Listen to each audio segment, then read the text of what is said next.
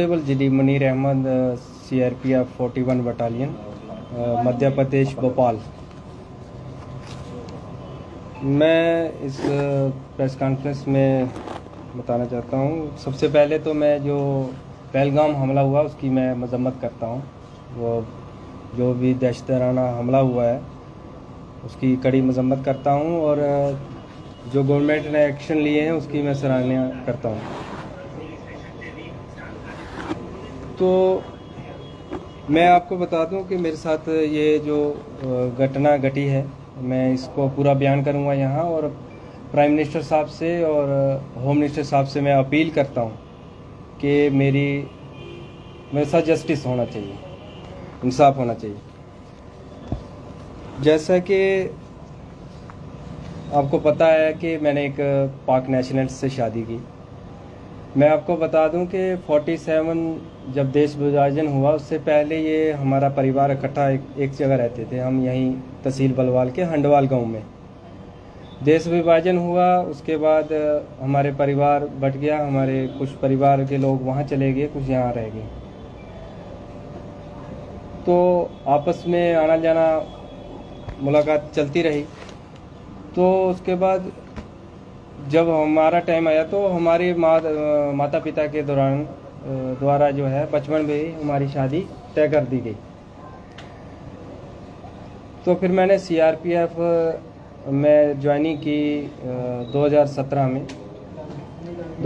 में ज्वाइनिंग की। तो फिर उसके बाद जब हमने शादी का सोचा तो मैंने 2022 के 31/12/2022 को मैंने डिपार्टमेंट को इसके संबंध में लिखा कि ये मैं ऐसे शादी करना चाहता हूँ और मेरी कज़न है और मेरे माता पिता के द्वारा ये शादी तय की गई है।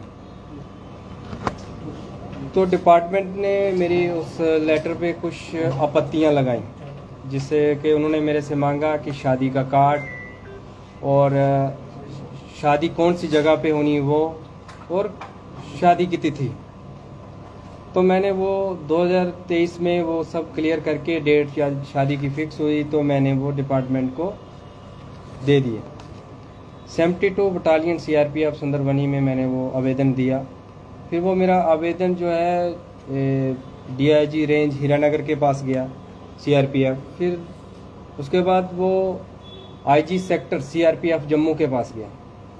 तो उन्होंने कुछ और डॉक्यूमेंट मांगे मेरे से, जैसे सरपंच की डिक्लेरेशन अपने गांव की कि मेरी ये पहली शादी है और हमारे पारिवारिक संबंध है, सरपंच से और डिस्ट्रिक्ट डेवलपमेंट काउंसलर से, और खुद मैंने एफिडेविट कोर्ट से और मेरे माता पिता ने अलग अलग एफिडेविट उसके साथ लगा के IG सेक्टर जम्मू में मैंने जमा करवाया। फिर उसके ऊपर जो मेरा लेटर है वो SDG special DG CRPF JK zone के पास गया। फिर वहाँ से वो डायरेक्टरेट CRPF न्यू दिल्ली गया। वहाँ उस लेटर में कुछ समय लगा, 3-4-5 महीने का समय लगा। फिर उसके बाद 30/4/2024 को वहाँ से रिप्लाई आता है, ऑर्डर आता है कि हमने एजेंसियों के जो भी उनके संबंधित होंगे उनके द्वारा हमने उनकी सलाह ली कि इस केस को वेरीफाई किया। फिर उसमें उन्होंने बताया कि एक गवर्नमेंट सर्वेंट जो होता है 1964 के धारा 21(3) के तहत सरकारी कर्मचारी को अपनी जब वो किसी विदेशी से शादी करता है तो उसको अपने विभाग को या सरकार को सूचित करना होता है, इंटीमेट करना होता है। तो इसमें साफ लिखा है कि पूरी जांच पड़ताल के बाद ये पाया गया कि प्रार्थी ने डिपार्टमेंट को सूचित कर दिया है। ये लिखा हुआ, मैंने मार्क भी किया हुआ। ये डायरेक्टरेट DG CRPF दिल्ली का 30/4/2024 का लेटर है कि प्रार्थी ने सूचित कर दिया है। और नीचे ये मेंशन कर दिया कि इसमें NOC का कोई उल्लेख नहीं है, NOC का कोई प्रावधान नहीं है, सिर्फ सूचित करना होता है शादी के संबंध में। तो मैंने सूचित कर दिया, ये इसमें डायरेक्टरेट के ऑर्डर में क्लियर है। फिर इसके बाद में मेरे फादर कैंसर से पीड़ित हैं, वो डिपार्टमेंट को पता है, डिपार्टमेंट के थ्रू उनका इलाज भी चला है। फिर उनकी तबीयत अचानक ख़राब हो जाती है, तो हम दोनों परिवारों ने डिसाइड किया कि हम मैरिज कर लेते हैं, वीज़े में अभी टाइम लगेगा, हम शादी कर लेते हैं। तो 24/5/2024 को हमने वीडियो कॉन्फ्रेंस पे शादी करने का निर्णय लिया। तो सब लोग इकट्ठे भी हुए, काजी वगैरह भी आए दोनों तरफ से। तो लाइव टेलीकास्ट पे हमारी शादी हुई। शादी के संबंध में मैंने शादी की तस्वीरें अपने विवाह को दी। उसके अलावा शादी का ये ऑनलाइन वेडिंग का कार्ड और जो भी मैरिज के संबंध में जितने भी डॉक्यूमेंट्स थे, मैरिज सर्टिफिकेट, ये मैंने सब अपनी 72 बटालियन के ज़रिए जमा करवाए। फिर उसके बाद मेरी वाइफ ने वीज़ा अप्लाई किया। तो 28 फरवरी 2025 को मेरी वाइफ को वीज़ा मिल गया था। वो विज़िट वीज़े पे 15 दिन के विज़िट वीज़े पे भारत आई। आने के बाद हमने 1 तारीख को 28 की रात में वो घर पहुंची। एक को हमने सुबह FRO जम्मू में अपनी जो रिपोर्ट करनी होती है, कोई फॉरेनर जब आता है तो FRO में रिपोर्ट करना होता है, तो हमने वो प्रॉपर वहाँ पे रिपोर्ट किया। तो एज ए वाइफ उसको साथ रहने के लिए लॉन्ग टर्म वीज़े की ज़रूरत थी, LTV। तो गवर्नमेंट की गाइडलाइन है कि जब कोई भी महिला या जब किसी भारतीय से शादी करती है तो वो उस कैटेगरी में फॉलो करती है। तो हमने 4 मार्च को ही LTV अप्लाई कर दिया, long term visa. Long term visa apply किया तो 13 मार्च तक उसकी पूरी प्रक्रिया चली। उसमें वेरिफिकेशन हुई CID पुलिस की। फिर उसके बाद 13 मार्च को वो इंटरव्यू हुआ, FRO जम्मू का इंटरव्यू हुआ हमारा। इंटरव्यू होने के बाद ये देखो 13 मार्च 2025 6:02 PM पे ये जो मेल हमें मिली कि आपका जो लॉन्ग टर्म रिक्वेस्ट है, ये नंबर है, has been referred to higher authority for approval. ये MHA को भेज दी गई 13 मार्च को। 14 को हमारा वीज़ा एक्सपायर होना था, तो हम LTV कैटेगरी में आ गए, हमें LTV में स्टे हो गया। उसके बाद हम LTV में रहते रहे। तो अचानक ये पहलगाम का इंसिडेंट हुआ, सरकार ने कुछ निर्णय लिए उस पर। हमें भी उस चीज़ का बहुत दुख है, मजम्मत करते हैं, हम उसके सख्त खिलाफ हैं। सरकार ने जो कठोर फैसले लिए हैं हम उसका समर्थन करते हैं। फिर अचानक से मुझे एक एग्जिट परमिट की मेल आती है, एग्जिट परमिट की एक मेल आती है। तो उसमें लिखा होता है कि आपको जो भारत से जाना पड़ेगा, आपका एग्जिट परमिट ग्रांट हो गया। तो मैंने जब बात की तो उन्होंने बताया नहीं नहीं आप LTV में हैं। कुछ देर के बाद हमें एक मेल और आती है, ये 26 अप्रैल 2025 को 4:42 पे आती है, मेल आती है। इसमें लिखा है कि decision on your exit permit against application number stand cancelled, we are re examining your case, कि हमें नहीं जाना है, आपके केस के ऊपर दोबारा देखा जा रहा।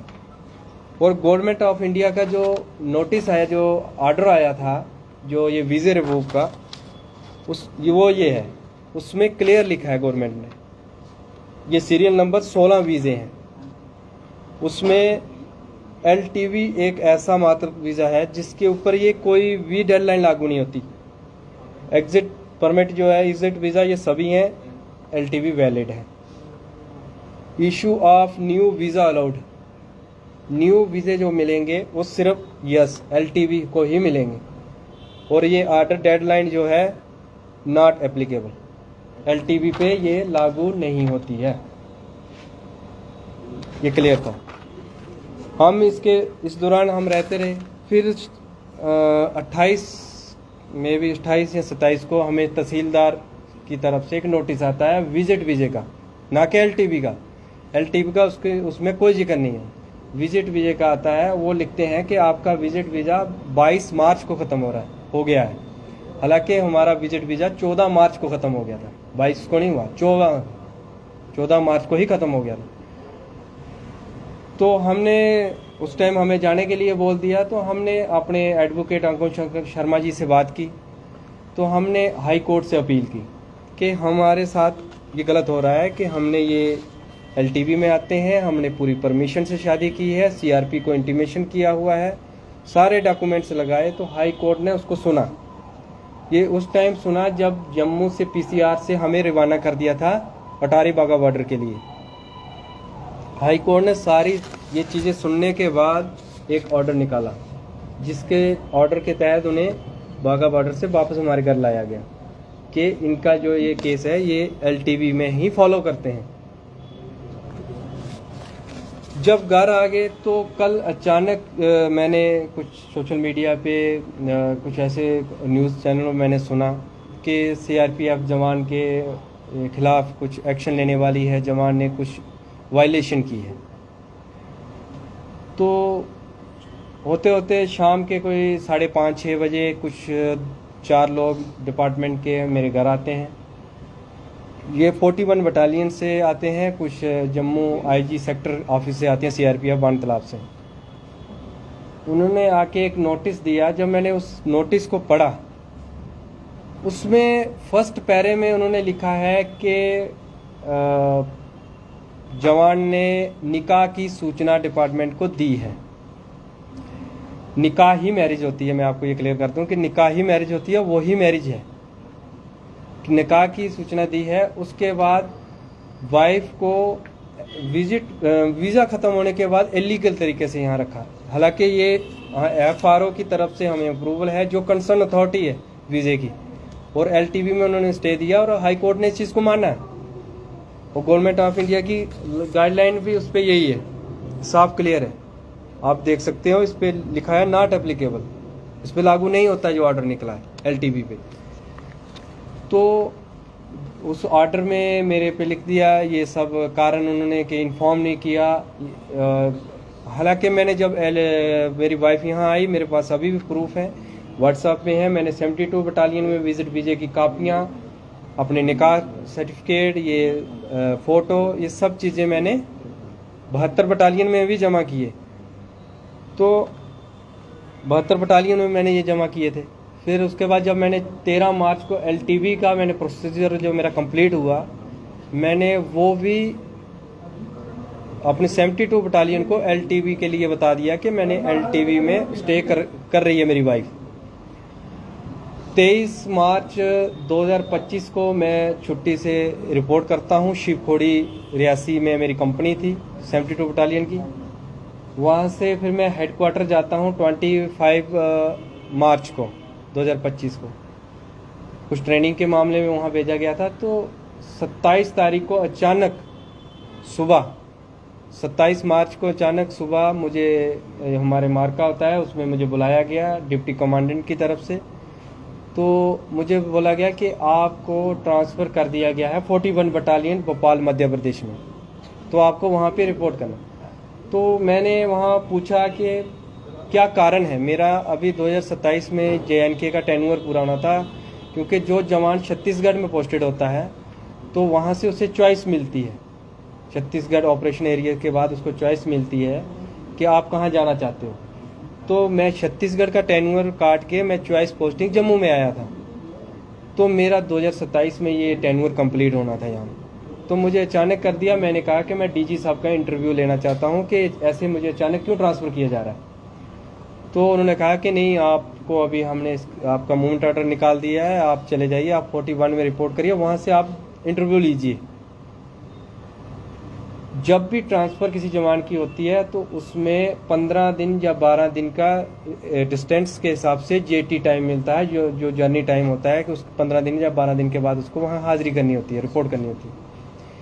मेरे उस ऑर्डर के नीचे लिख दिया JT नॉट परमिटेड, कि इसको JT नहीं दी जाएगी ना। जब जाता है जवान उसको रेलवे टिकट मिलता है, उसको स्टेशन छोड़ा जाता है, उसके लिए आगे की टिकट सारा संबंध। मेरे साथ ऐसा बिल्कुल नहीं हुआ। लेकिन फिर भी मैंने आदेश का पालन करते हुए मैंने मूवमेंट ऑर्डर लिया, मुझे गेट से बाहर कर दिया। मैं यहाँ से निकला, मैं ठीक बराबर 29 तारीख को मॉर्निंग में 41 बटालियन भोपाल पहुँच गया।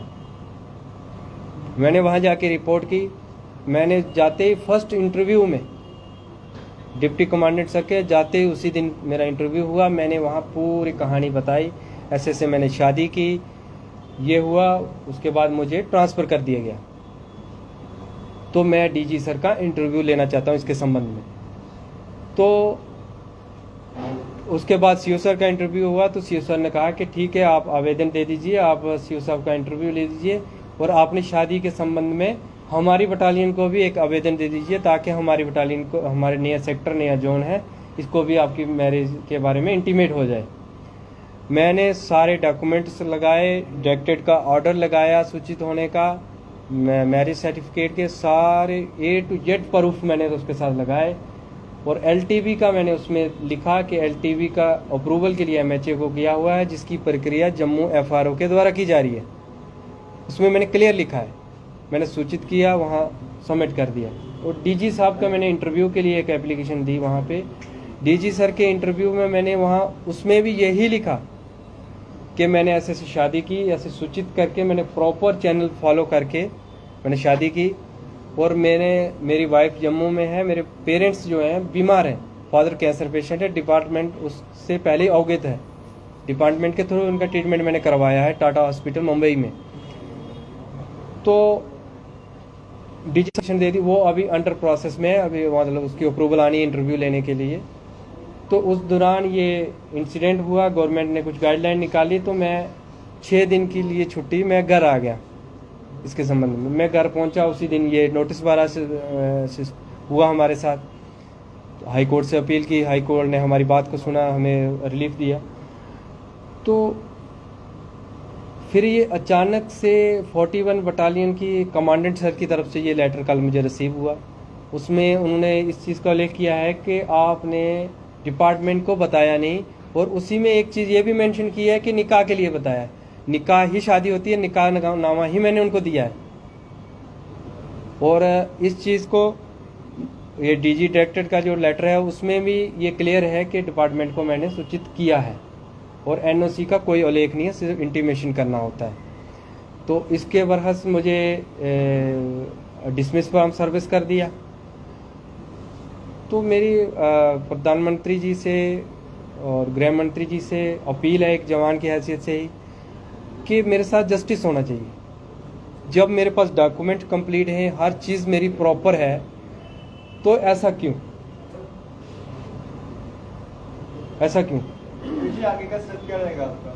मैं न्यायालय जाऊंगा, मैं हाई कोर्ट जाऊंगा। इसके संबंध में मैंने दे दिए हैं डॉक्यूमेंटेशन इसके बारे में कि ये कोर्ट देखेगा इसमें कि क्या मेरे डॉक्यूमेंट सही हैं, क्या गलत हैं, ये चीज़ जस्टिफाई होंगे। आपका कहने का मतलब है कि आपकी डॉक्यूमेंटेशंस क्लियर थे, जी, लेकिन आपके साथ नाइंसाफी की गई है। जी, आप ये कहना चाहते जी। तो जिस तरह से लॉन्ग टर्म जो वीजा अप्लाई किया था उसका अप्रूवल अभी तक नहीं आया था। नहीं, उसका जो प्रोसेस, जो उसका प्रोसीजर है पूरा, वो आप जब किसी विजिट वीज़े पे आते हैं तो आपको इन टाइम में उसको अप्लाई करना है, और उसका फाइनल स्टेप होता है इंटरव्यू। वेरिफिकेशन होने के बाद इंटरव्यू, और इंटरव्यू के बाद अप्रूवल के लिए भेज दिया जाता है। तो अप्रूवल में उसमें टाइम लगता है। लेकिन जब तक अप्रूवल नहीं आता तो क्या आपको राइट है कि यहाँ पर जी स्टे कर सकें? जी जी, उसकी गाइडलाइन में है, LTV की जो गाइडलाइन है वो कोर्ट ने भी पढ़ी है। और जो आपने देखा होगा कि मैक्सिमम लोग जो अप्लाई किए हुए हैं, मतलब प्रोसेस में, तो वो ये जो कंसर्न अथॉरिटी होती हैं ये पहले इन्फॉर्म कर देती हैं कि आप स्टे कर सकते हैं। इलीगल तरीके से आप ही बताओ कि कैसे रह सकता है इंसान, जब सब कुछ ऑन रिकॉर्ड है, जब आ रहे हैं तो कोई रह सकता है? ये बात है। तो आपको सर्विस से जो है डिसमिस कर दिया गया है। जी। तो इसके लिए आप क्या अपील करना चाहते हैं? नहीं, मैं प्राइम मिनिस्टर साहब से, होम मिनिस्टर साहब से और जो भी संबंधित इसके मेरे अधिकारी हैं, मैं उनसे अपील करना चाहता हूं कि जब मैंने प्रॉपर 2022 से ही मैं इसके संबंध में मैं सूचना दे रहा हूं, और शादी से पहले भी मैंने सूचना दी, और शादी के बाद मैंने तमाम डॉक्यूमेंट्स मैंने डिपार्टमेंट को दी, तस्वीरें दी, ऑनलाइन निकाह की, मैरिज सर्टिफिकेट दिया। और जो 41 बटालियन जो मेरे डिसमिस ऑर्डर निकाल रही है, उनके कार्यालय में मैंने पूरे विवरण से लिखा है कि मैंने 72 बटालियन में कौन सी डेट को कौन सा आवेदन दिया है, और उन आवेदनों की कापियां भी साथ में लगाई। कारण क्या बताया गया आपको डिस्प्यूट करने का? कारण उसमें यही लिखा गया है कि इन्फॉर्म नहीं किया, और उसी में ये भी लिखा गया है कि निकाह के लिए इन्फॉर्म किया है, निकाह किया है। शादी के लिए इन्फॉर्म पहले पैरे में लिखा है कि इन्होंने शादी के लिए इन्फॉर्म किया है, दूसरे में लिख दिया है कि हमें इन्फॉर्म नहीं किया। तो जो कारण बताया गया कि राष्ट्रीय सुरक्षा के मद्देनजर करके आपकी एक्शन लिया गया, नहीं, वो उस चीज़ को वो खत्म हो गया था आपसे लेने की? नहीं, वीज़ा ख़त्म कैसे हो गया जब हाई कोर्ट उस चीज़ को मान रहा है कि ये प्रोसीजर इनका सही है, फॉलो है, और उसका जवाब कंसर्न अथॉरिटी जो है उन्होंने डिपार्टमेंट को देना है।